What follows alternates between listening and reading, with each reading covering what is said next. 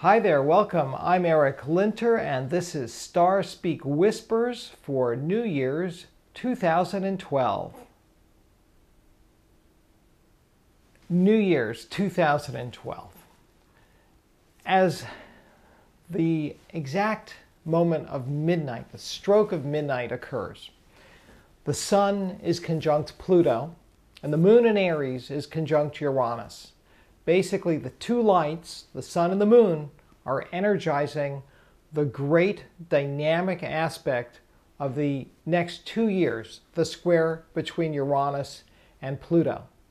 As an omen for the overall picture of 2012 and what it represents in our human evolutionary process, I would say that there is no turning back, there is no avoiding the confrontations between human rights activists and repressive governments.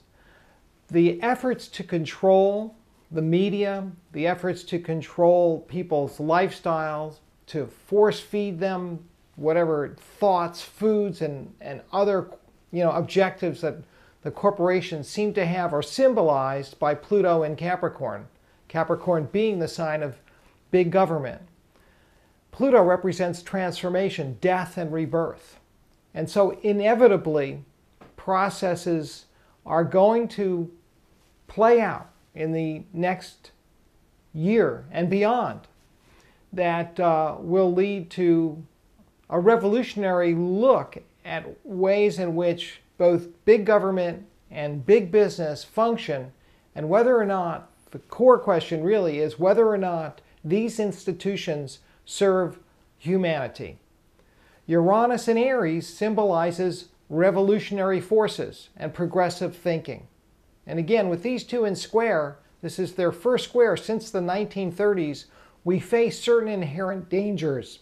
There could be a kind of totalitarian backlash. This is something we need to be aware of and look out for and monitor closely.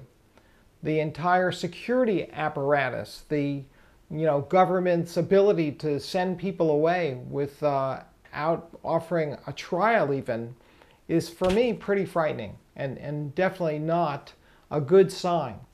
But as I say, Uranus in Aries represents individual acts of heroism and courage. And so it's not as though there aren't reasons to have high hopes. Another wonderful aspect as the new year opens is Pluto's continuing trine to Jupiter.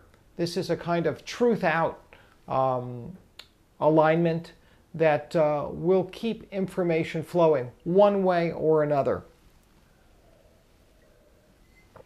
The actual first exact aspect of 2012 is Mercury square to Mars. This often is an indicator of false starts. You want to be careful if you're up late in the wee hours of New Year's Day. This square is exact. Mercury later in the week will begin a series of more harmonious and helpful alignments. First up is an aspect, a sextile with Saturn that aids decision making and planning. And then also a similar sextile, Mercury and Sag sextiling Neptune, and mystical elements are enhanced, clairvoyance and the like. Again, this will be as we approach the weekend of the 7th and 8th. There's a waxing moon at this time, and so energy is going to steadily build throughout this first week of 2012. Everything reaches a crescendo the night of Sunday the 8th. In the early morning hours of Monday the 9th, we have the full moon in Cancer, sometimes known as the full wolf moon. And this particular full moon always seems to highlight the difficulties and challenges we face as we try to balance the needs of family life versus our careers and professional demands. And all I can suggest is find that middle ground. Make time for both.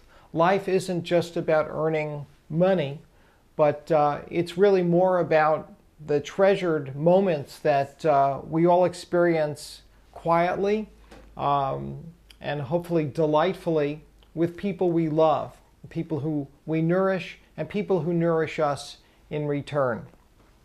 So again, as this first segment of the new year plays out, it's a waxing moon time. It's a time to be proactive, to take initiative, and basically commit to some of those New Year's resolutions and keep your mind on those plans for the future.